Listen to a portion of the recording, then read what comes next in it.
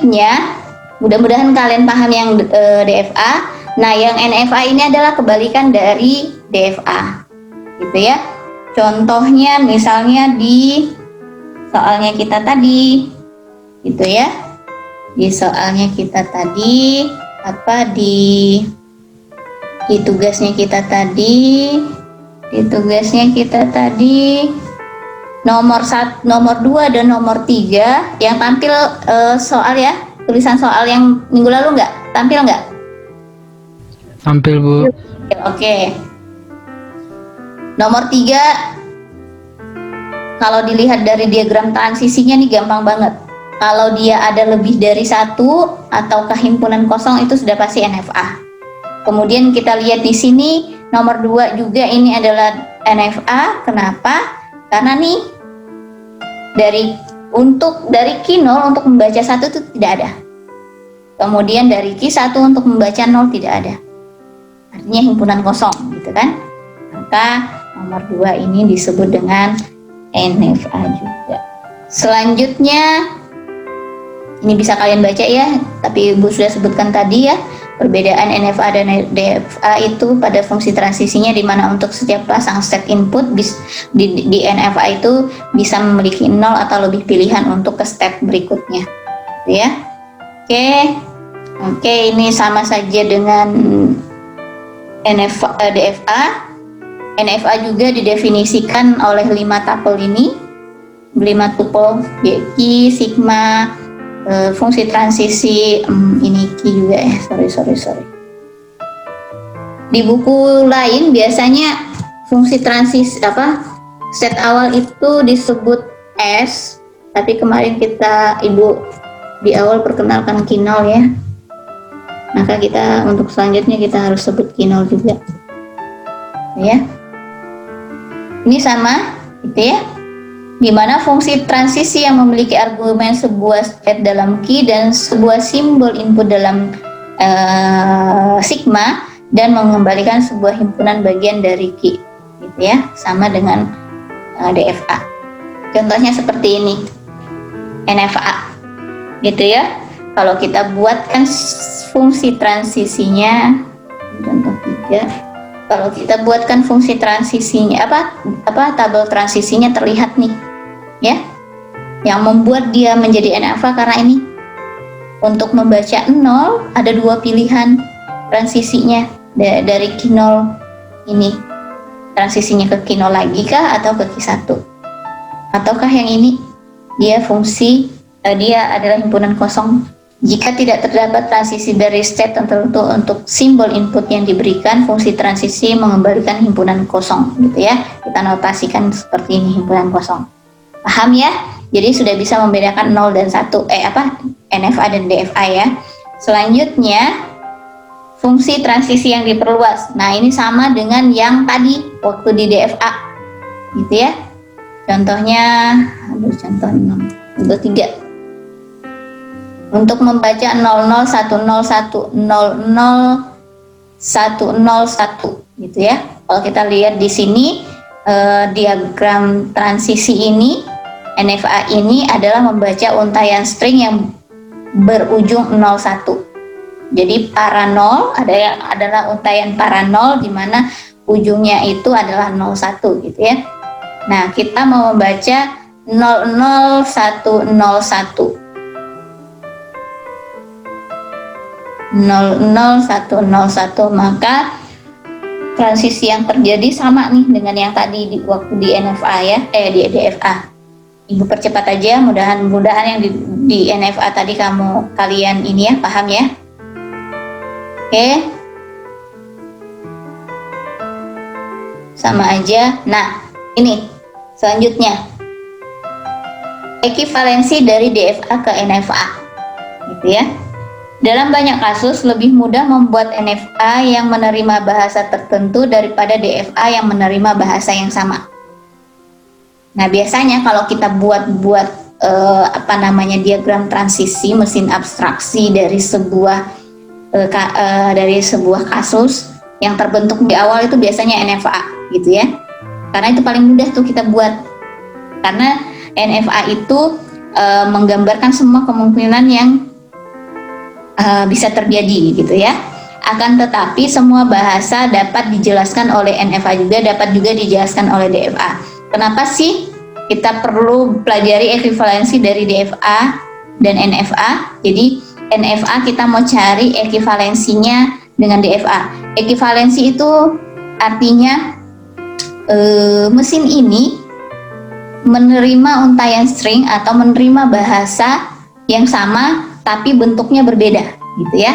Jadi kalau kita gambarkan secara umum, arti dari ekivalensi itu adalah maknanya sama tapi bentuknya beda gitu ya. Bentuknya aja yang beda tapi maknanya tetap sama. Nah, sama halnya dengan di sini. Ketika ada dua diagram transisi FSA, yang satu DFA, yang satu NFA, bentuknya beda, tapi tapi bahasa yang diterima atau untaian string yang diterima oleh kedua mesin ini sama, maka dua mesin ini bisa disebut dengan ekivalensi. Mereka saling berekivalen, gitu ya. Nah, ada apa dengan NFA sih? Kenapa kita harus bisa menentukan ekivalensi DFA-nya?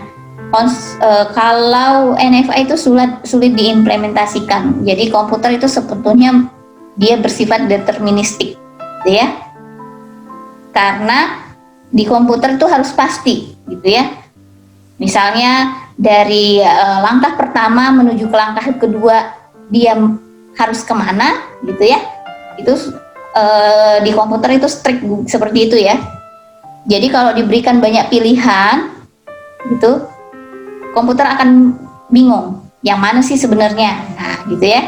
Jadi kebanyakan pengimplementasiannya itu dalam bentuk deterministik, gitu ya.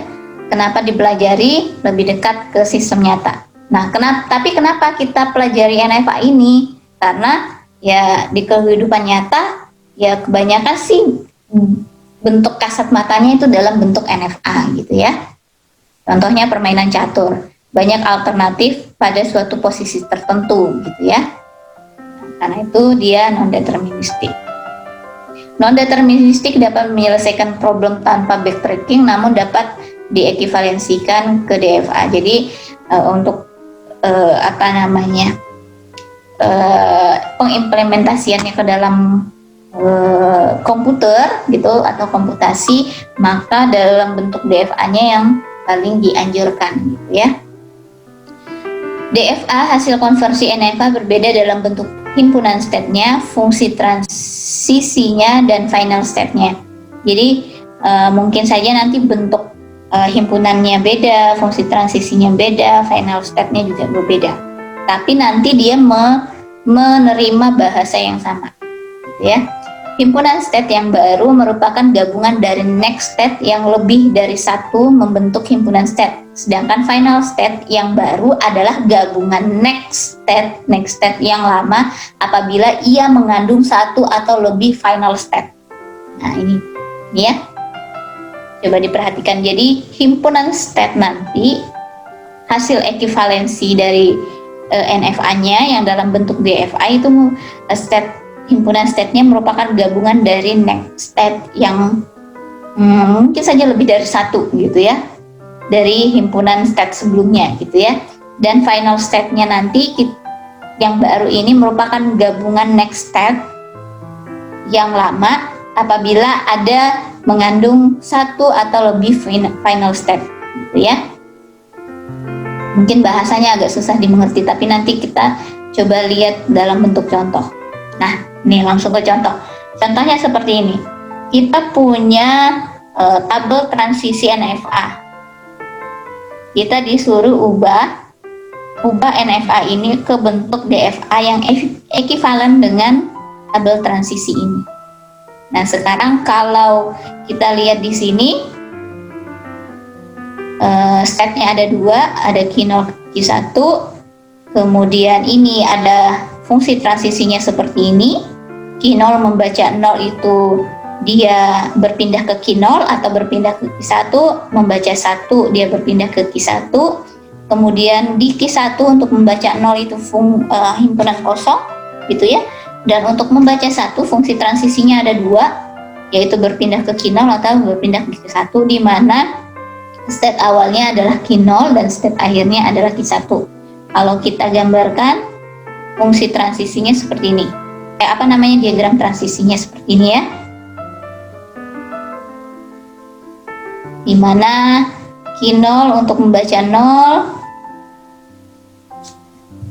ada 2 transisinya ke Q0 atau ke Q1, kemudian membaca Q1 ada 1. Untuk Q1 membaca Q0 tidak ada transisinya, kemudian dari Q1 membaca 1 transisinya ada 2, yaitu ke Q1 maupun ke Q0. Nah, sekarang bagaimana caranya kita mencari diagram transisi DFA-nya? Oke. Yang pertama kita lakukan adalah kita bentuk state yang memungkinkan terjadi. State yang terbentuk. State yang terbentuk untuk transisi DFA-nya DFA-nya ya. Jadi ada 4 kemungkinan, yaitu himpunan kosong, Q0, Q1, atau gabungan dari himpunan yang ada, gitu ya. Kalau kita gabungkan artinya Q0, Q1, gitu ya. Oke. Nah, kemudian kita telusuri menggunakan tabel transisi, seperti itu ya. Dimana inputannya 01, maka kita buat dulu ini tabel transisinya, dimana yang kita ketahui. Tahu Ibu jelaskan di sini ya. Jadi tadi kita punya tabel diagram transisi kita seperti ini.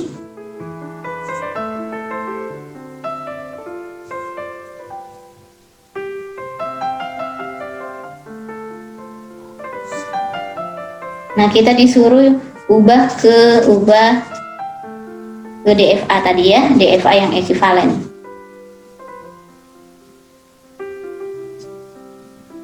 Langkah pertama yang kita lakukan adalah tadi kita tentukan step-step yang terbentuk, gitu ya. Step yang terbentuk.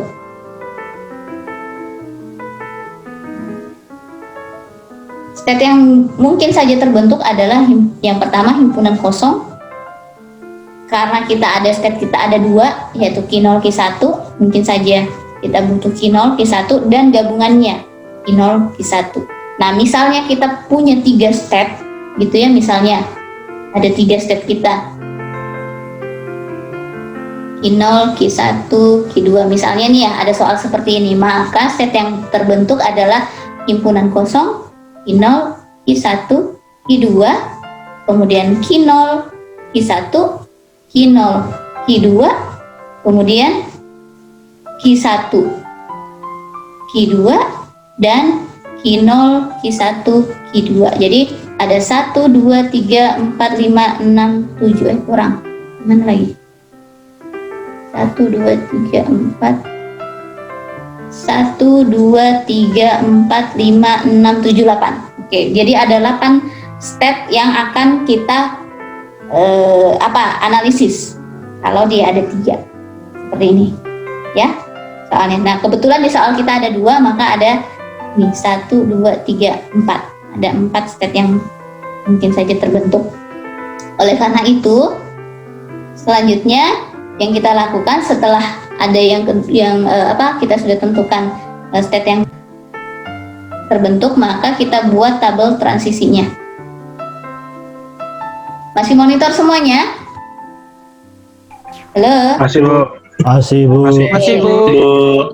Ya Bu. Masih. Oke. Masih Bu. Masih. Oke, coba nanti Ibu tanya-tanya ya. Selanjutnya, maka kita buat tabel transisinya. Bagaimana tabel transisinya? Ini, kemudian Q0, Q1, Q0, Q1.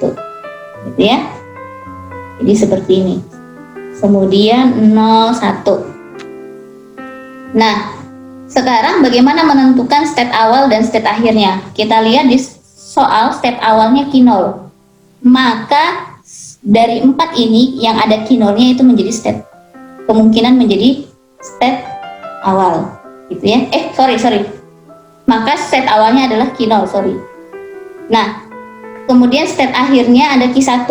Maka kita lihat di sini state yang terbentuk yang mengandung Q1 itu kemungkinan menjadi state akhirnya kita.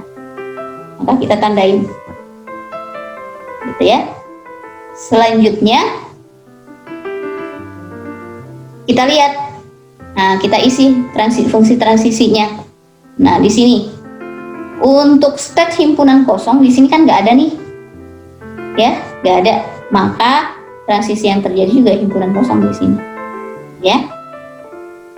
Karena biasa ada contoh, misalnya ada diagram transisi itu seperti ini, 0, 1, ya.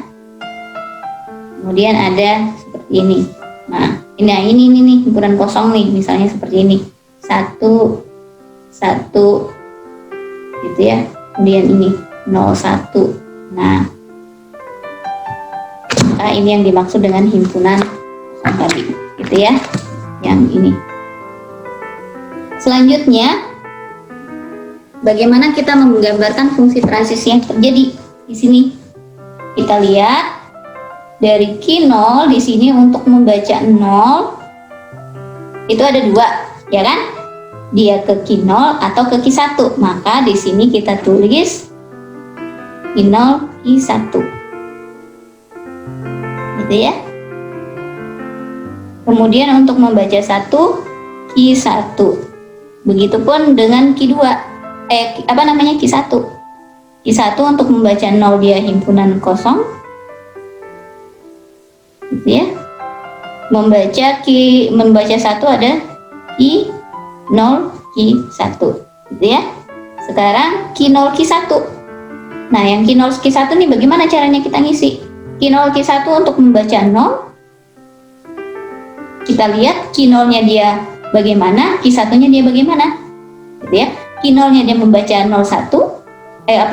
Untuk membaca 0 ada ke Q0 ke Q1 dan Q1-nya nggak ada. Maka di sini kita tulis Q0 Q1. Nah, sekarang untuk Q1 untuk membaca 1. Q0 Q1 untuk membaca 1. Q0 untuk membaca 1 itu transisinya ke Q1. Dan 1 ya. Kemudian di Q1 untuk membaca 1 transisinya Q1 Q0. Sehingga kalau itu digabungkan menjadi Q0 Q1. Bisa ya? Jadi seperti itu caranya. Nah, selanjutnya baru sudah kita tentukan seperti ini tabel transisinya, tinggal kita gambarkan. Kita biasakan mulai dari step awal karena kita sudah tentukan step awalnya tadi Q0 sesuai dengan soal, gitu ya. Maka dimulai dari Q0. Nah, Q0 untuk membaca 0 itu Q0 Q1, jadi ini menjadi step, ya, menjadi step, gitu ya. Q0 Q1 membaca 0, kemudian untuk membaca 1 ke Q1.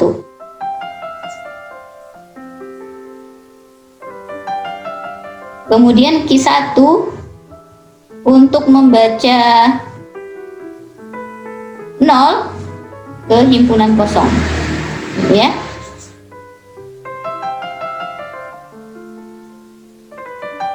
Kemudian untuk membaca 1 ke sini.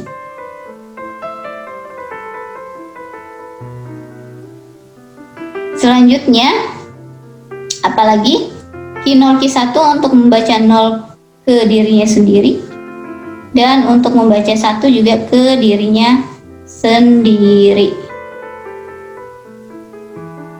Benar ya? Ke dirinya sendiri. Nah, sekarang step akhirnya yang mana? Yang ini tadi. Maka seperti inilah.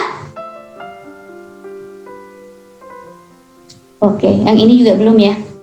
Oke, ini artinya 01. Maka seperti inilah DFA yang terbentuk.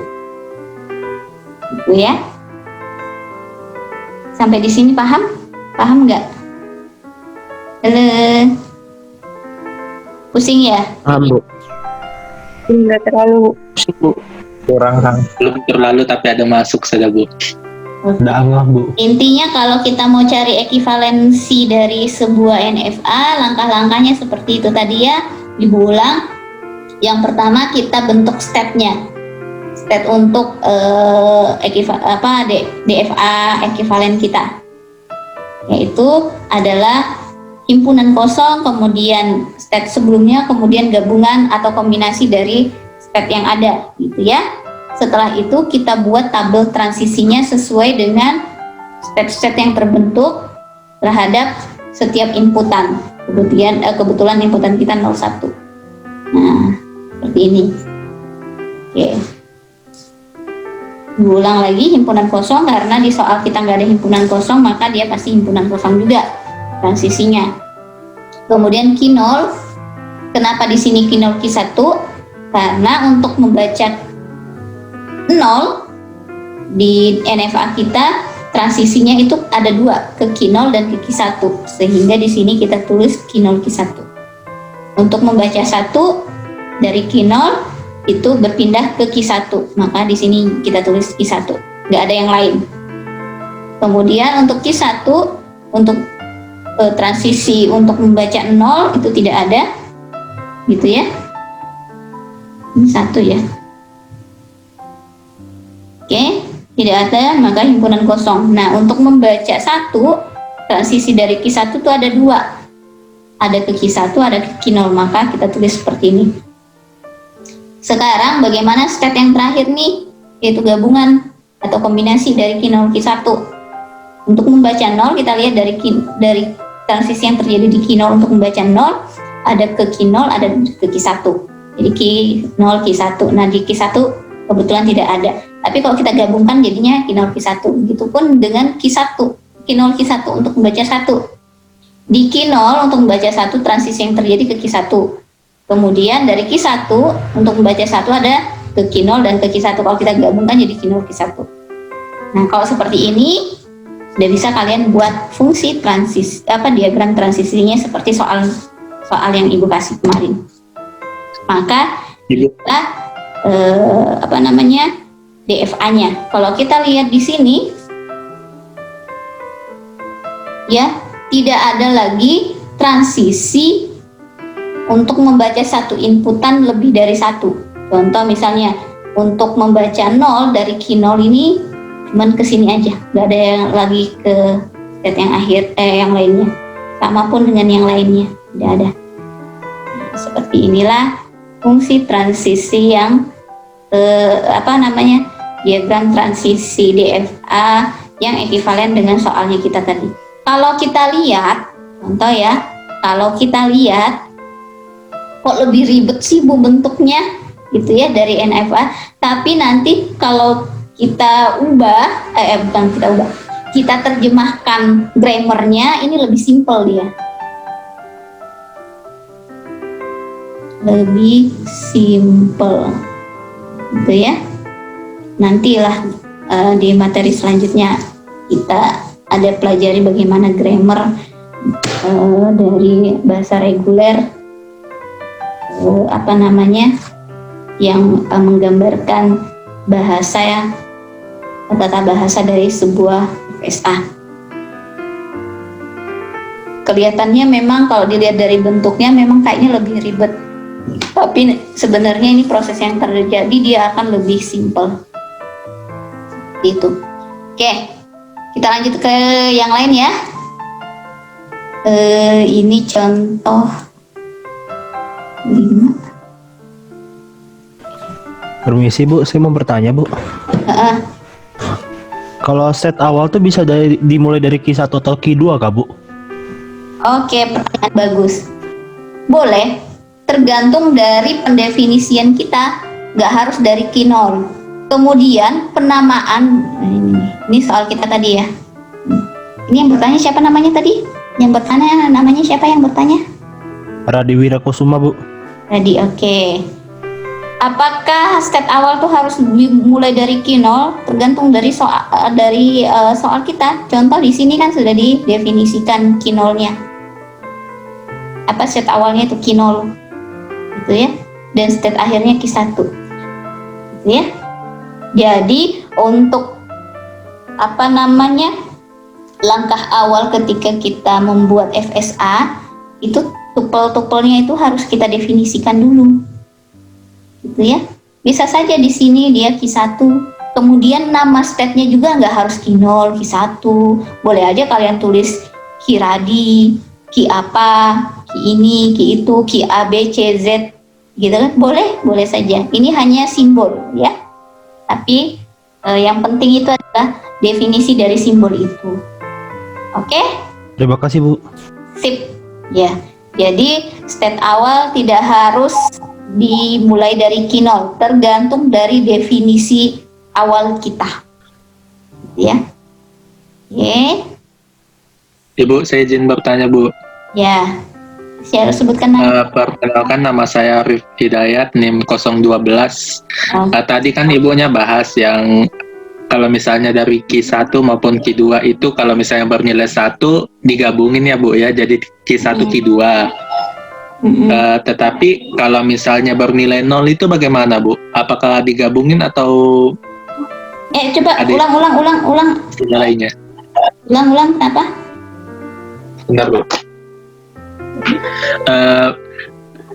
Tadi kan dari Q1 ke Q2 itu kan kalau bernilai 1 itu kan digabung jadi Q1 Q2 atau Q0 Q1 kalau bernilai 1.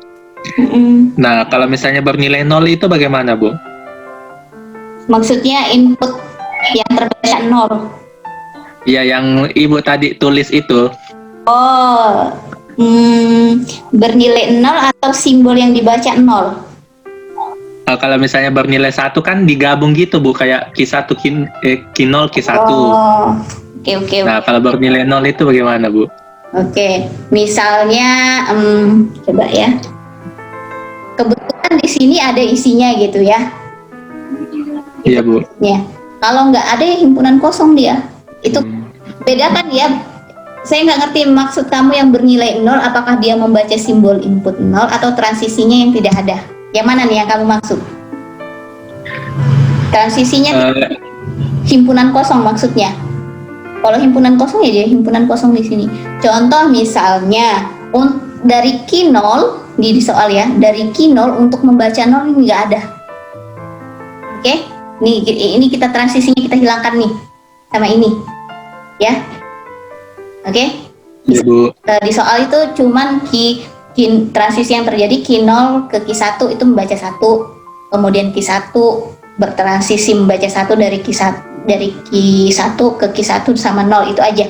Yang 0 ini nggak ada, misalnya gitu ya.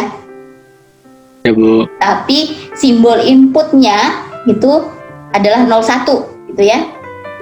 Misalnya seperti itu ya. Walaupun sebenarnya di soal seperti itu nggak ada. Tapi mungkin soal yang lain kemungkinan akan terjadi gitu ya. Sehingga di sini di fungsi transisinya kita di tabel transisinya kita ketika Q0 untuk membaca 0 di sini dia himpunan kosong.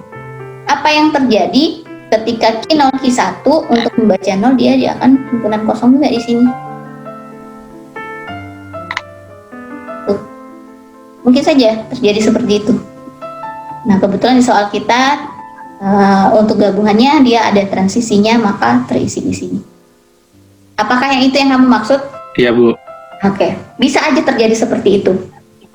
Misalnya nanti ada soal yang lebih kita temukan kalau step-nya lebih banyak ya, jadi kemungkinan itu peluang terjadinya ada. Oke. Ya Bu, terima kasih Bu. Oke, sama oke. Jadi seperti itu cara mencari ekivalensi dari sebuah NFA. Kita lanjut, ini sama aja kayaknya ya. Oke, sama aja caranya tadi.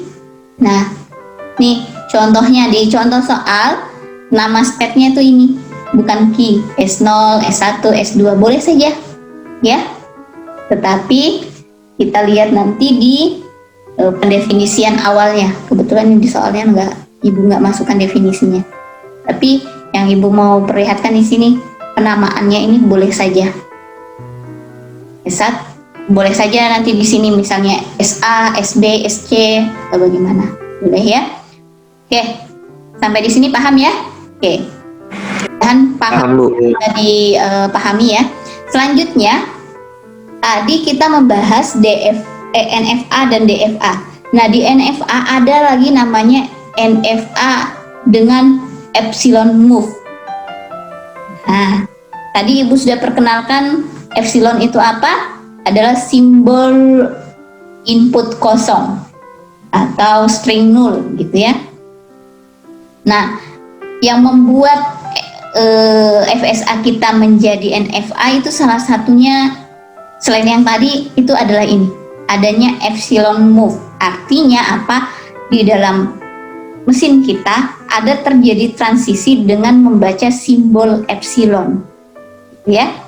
NFA dengan epsilon move atau transisi epsilon diperbolehkan mengubah state, artinya kita berpindah dari state satu ke state lainnya tanpa membaca input. Disebut dengan epsilon move karena tidak bergantung pada suatu input ketika melakukan transisi. Jadi dia melakukan transisi dengan seolah-olah membaca sesuatu tapi sesuatu itu kosong gitu ya. Kegunaan epsilon move adalah untuk memudahkan mengkombinasikan FSA gitu ya. Apakah kita melakukan penggabungan atau melakukan penyambungan FSA. Nah, itu biasa digunakanlah epsilon move ini. Ya.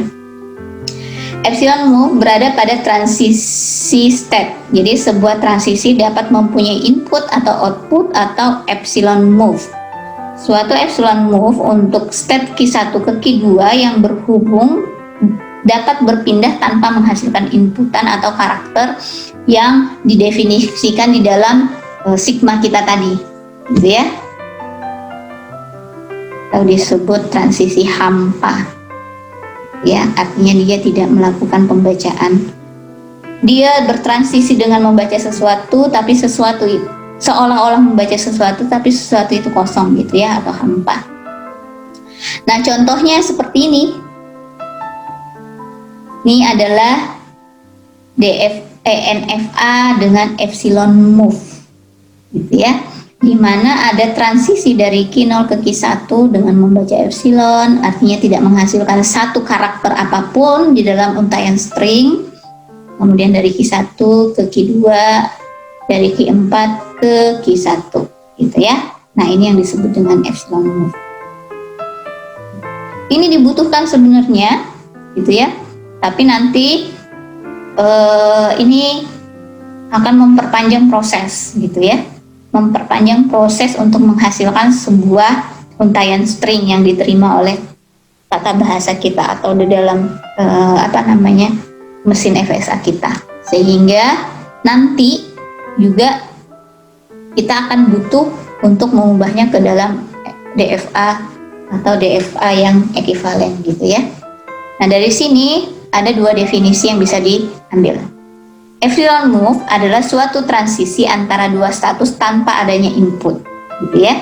Contoh dari Q0 tanpa membaca input dapat berpindah ke Q1 yang Ibu sebut tadi dan seterusnya. Kemudian definisi kedua, ada yang disebut epsilon closure.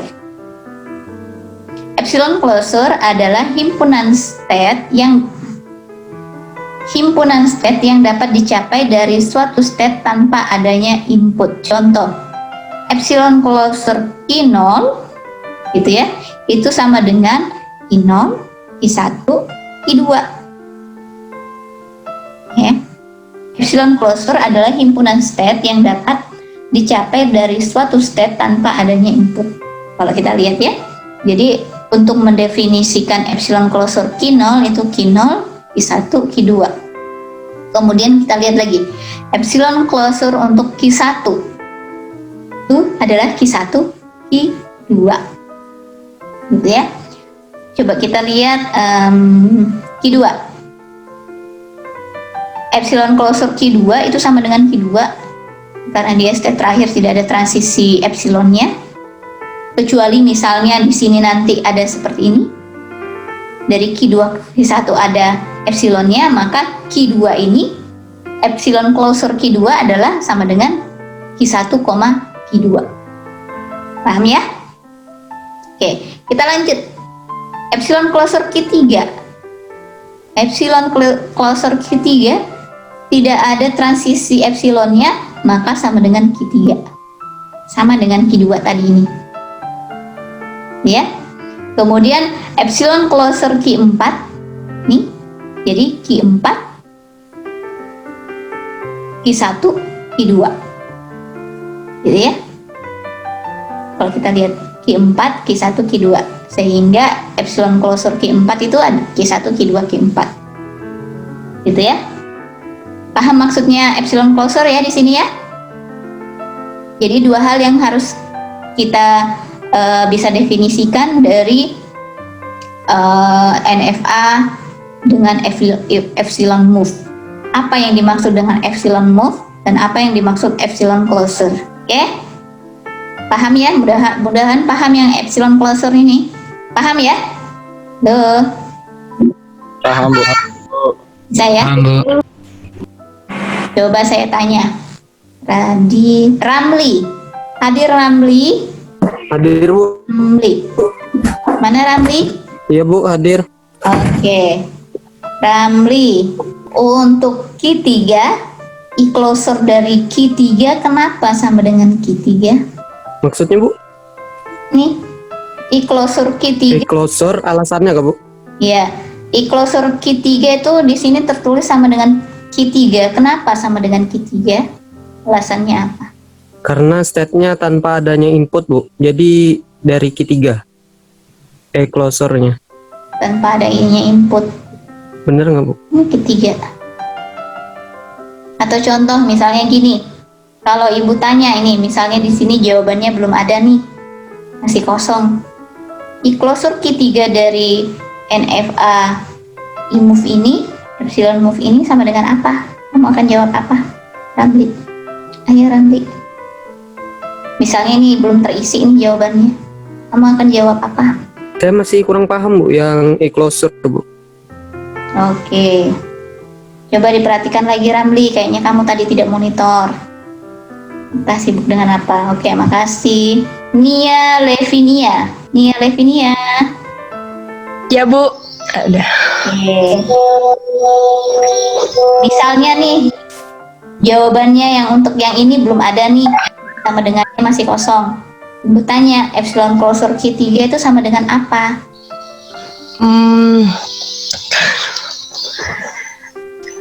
Dapat kita tanpa membaca info dapat berpindah ke Q2. Tunggu dulu.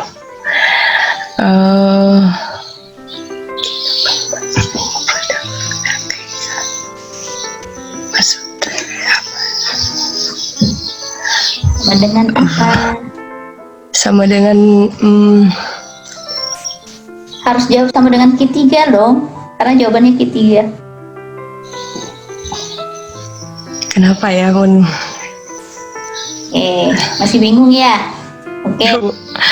Belum paham benar. Oke. Coba diperhatikan. Maaf, Bu, yuk. Ya, oke.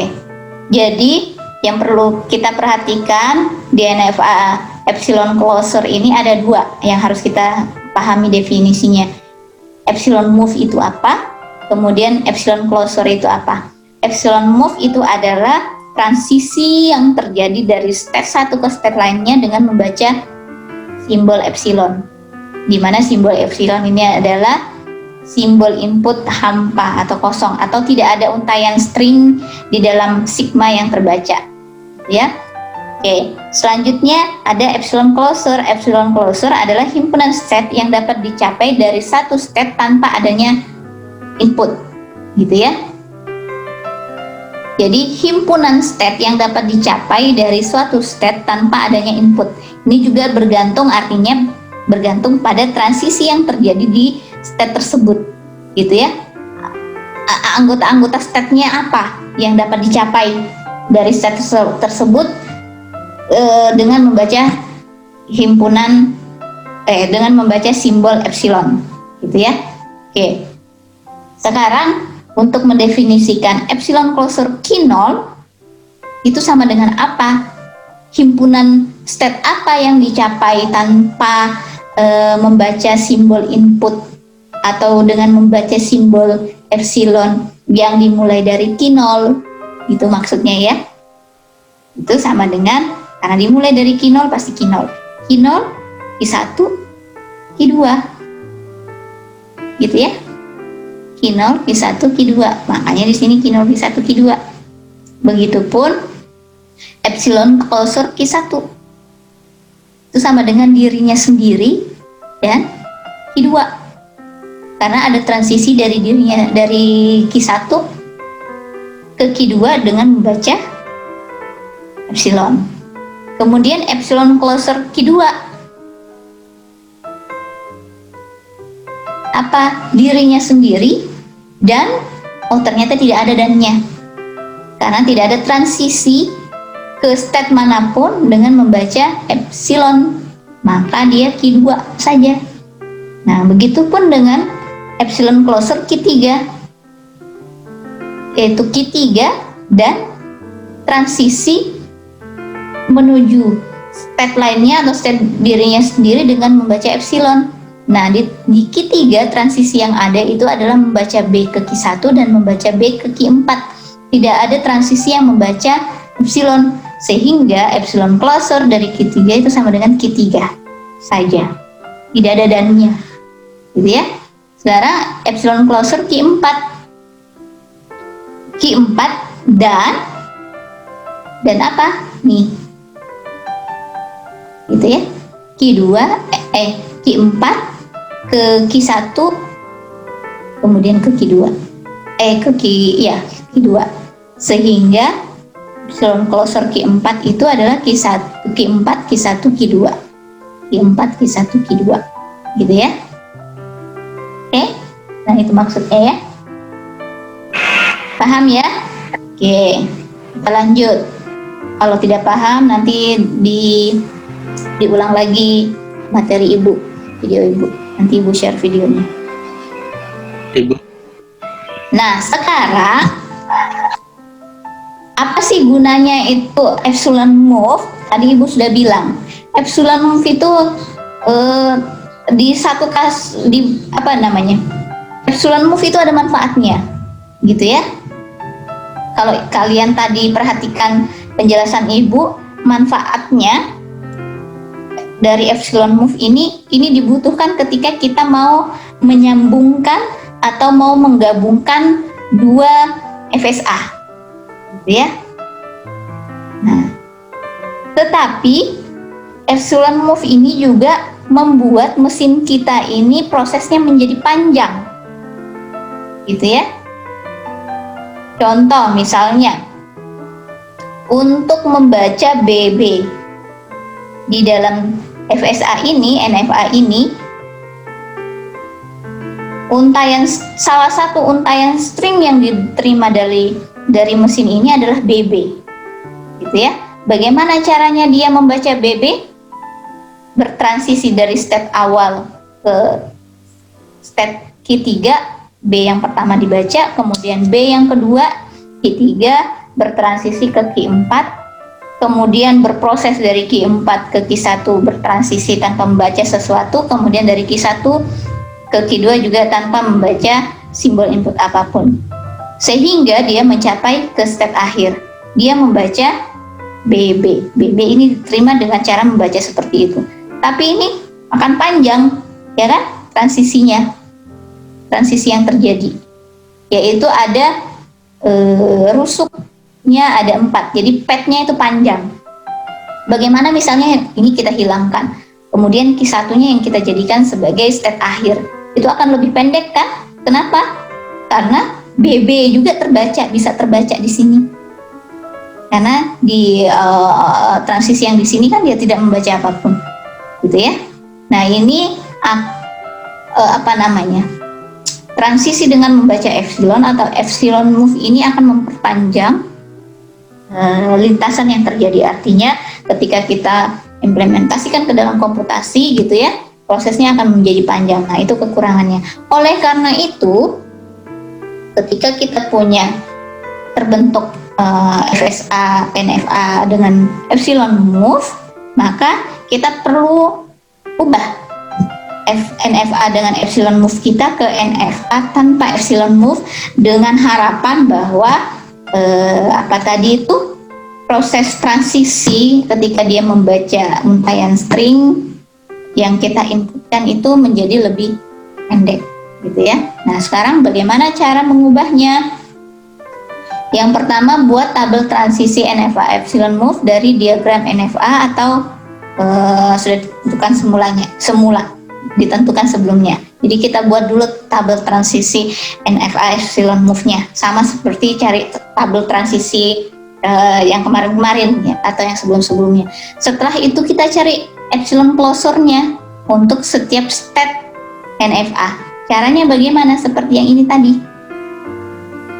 Jadi di setiap state-nya kita tentukan epsilon closure-nya, gitu ya. Selanjutnya, cari setiap fungsi transisi hasil perubahan dari NFA epsilon move ke NFA tanpa epsilon move dengan cara seperti ini. Nih, transisi topi state, input sama dengan epsilon closure dari fungsi transisi epsilon closure input. Nah, ini yang Ibu sebut tadi itu waktu kita belajar perluasan transisi di NFA sama di DFA. Di DFA dan di NFA. Nah, konsepnya sama dengan ini. Makanya tadi Ibu bilang ini akan kita pakai nanti di belakang-belakang waktu kita membahas NFA. Ya. Berdasarkan langkah ini, kemudian kita buat tabel transisi yang baru sesuai dengan ini tadi, karena di sini nanti akan terbentuk nih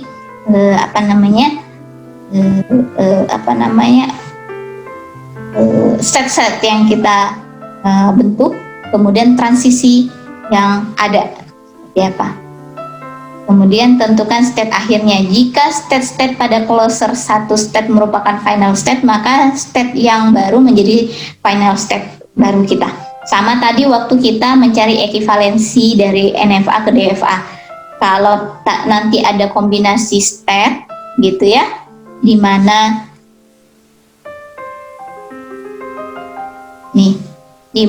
kalau kita lihat di sini Q1, jadi nanti di sini kita lihat kalau ada yang mengandung Q1, maka itu nanti kita jadikan state akhir. Contoh misalnya di sini tadi ya, itu Q1 dan Q0 Q1-nya ini kita jadikan state akhirnya. Tuh nih. Gitu ya maksudnya. Oke. Nah, contoh, langsung ke contoh. Contohnya seperti ini. Kita diberikan NFA epsilon move seperti ini, di mana ada transisi dari Q0 ke Q1 dengan membaca simbol epsilon, sehingga ini disebut dengan epsilon move. Nah, ini kita mau bersihkan dari transisi epsilon move, gitu ya. Oke, di mana dari Q0, di mana Q0 ini adalah step awalnya, kemudian step akhirnya Q1, gitu ya. Oke. Kita buat nih tabel transisinya seperti ini. Oke. Seperti biasa, kalian pasti sudah tahu. Kemudian epsilon closure-nya kita buat. Epsilon closure untuk Q0, Q1, Q2, Q3. Sekarang epsilon closure untuk Q1. Epsilon closure untuk Q1 0, artinya Q0, Q1. Itu seterusnya seperti yang tadi. Nah, setelah itu kita buat fungsi transisinya, fungsi transisi barunya. Kita buat sesuai dengan tabel transisi yang tabel transisinya sesuai dengan fungsi transisi yang ini. Gitu. Oke. Q0, Q1, Q2, di mana Q0 untuk membaca A, coba kita lihat. Kalau kita lihat di sini ya. Dari Q0 untuk membaca A, dia bertransisi dari Q0 ke Q1 dengan membaca epsilon, kemudian dari Q1 ke Q2 membaca A. Sehingga apa yang terjadi di situ, kalau kita lihat di rumusnya ini tadi nih, transisi topi state kita Q0, kemudian inputnya A itu sama dengan epsilon closer transisi epsilon closer state, input gitu ya. Nah ini jadi epsilon closer sama dengan transisi epsilon closer Q0 kita untuk membaca A. Oke. Sekarang epsilon closer Q0 kita tadi itu sama dengan Q0 Q1. Sehingga di sini epsilon closer Q0 ini kita bisa ganti dengan Q0 Q1. Di sini ya. Sehingga ini sama dengan epsilon closer transisi dari Q0 Q1 membaca A. Nah, transisi Q0 Q1 membaca A kalau kita lihat di sini adalah sama dengan Q2. Gitu ya. Q0. Oh, sorry. Tabel transisinya Ibu agak salah di sini ya. Ini harusnya A, B gitu ya. Nah, ini A, B. Kalau kita lihat di sini untuk membaca A dari Q0 Q1 dan dari state Q0 dan state Q1 ini adalah Q2. Maka di sini sama dengan epsilon closer Q2. Setelah itu kita lihat epsilon closer Q2 itu apa? Sama dengan Q2. Sehingga di sini Q2. Maka untuk transisi yang baru ketika berada di Q0 untuk membaca A itu sama dengan Q2. Paham sampai di sini?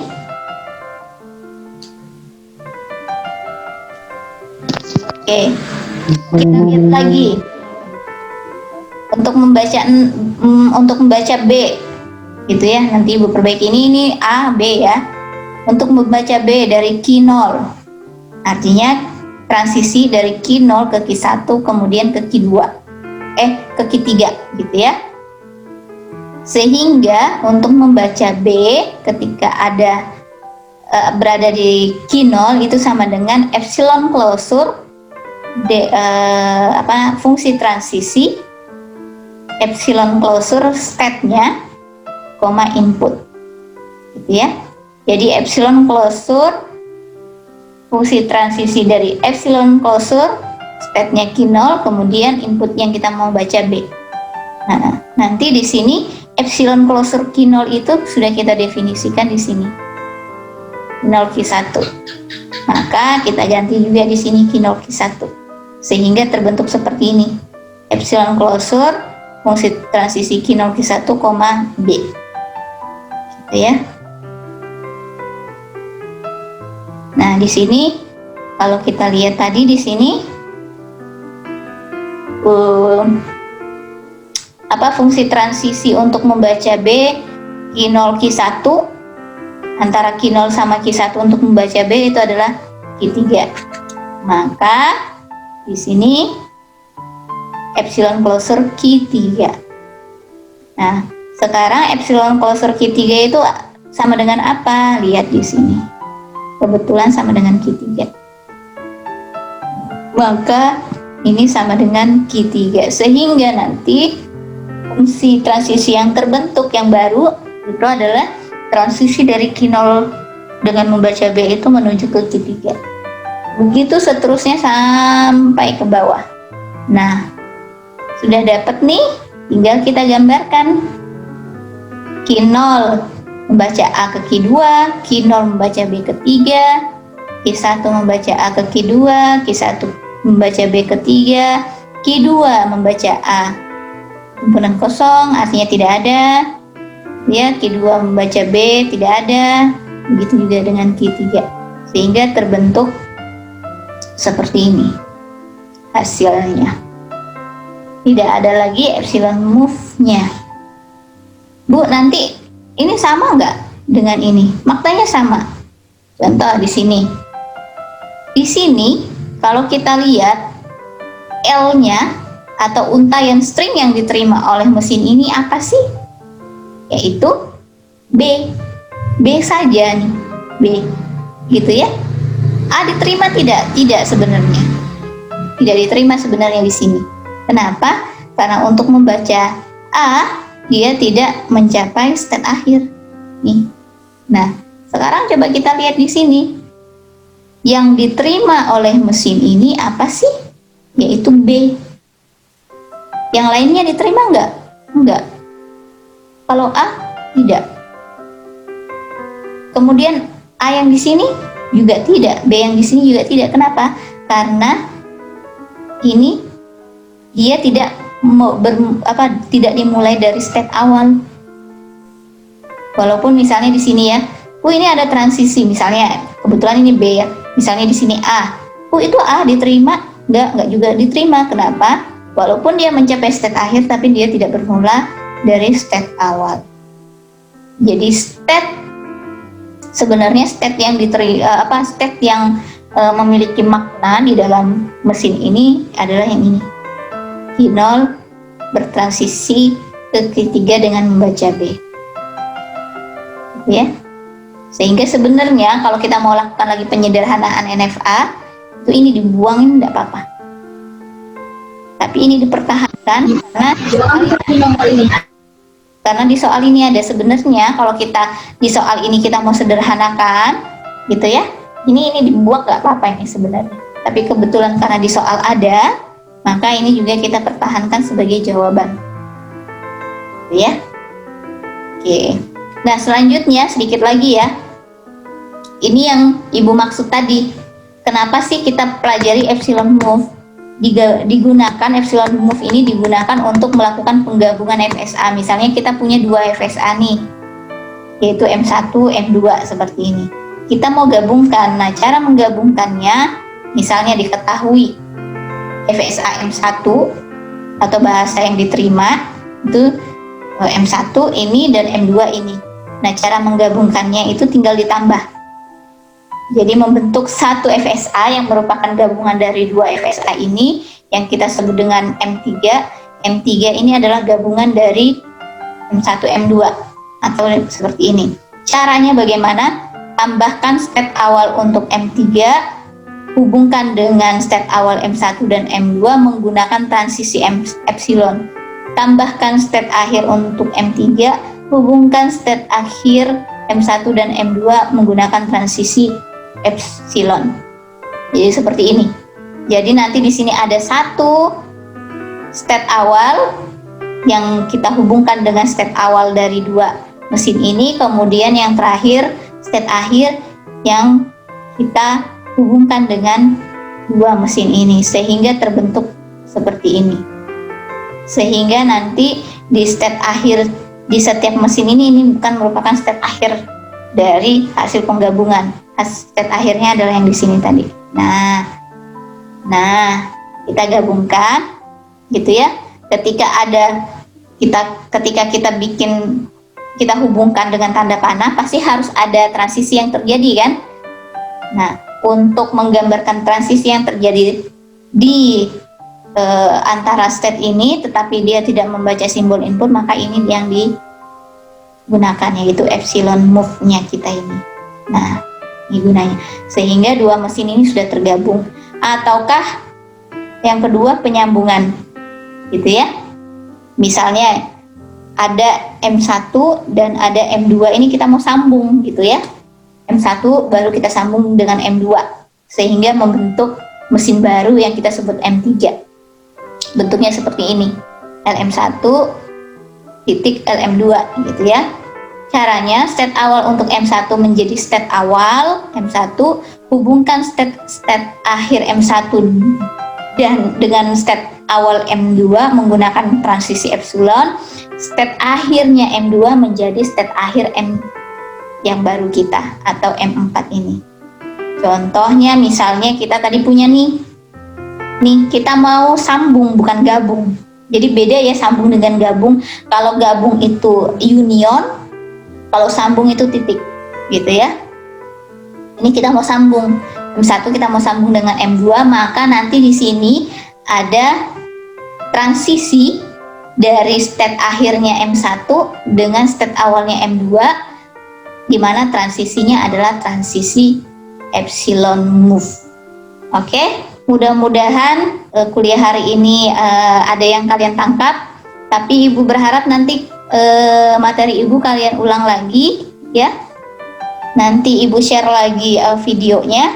Tapi tadi mungkin terpotong karena Ibu lupa merekod Iya, Bu. awal.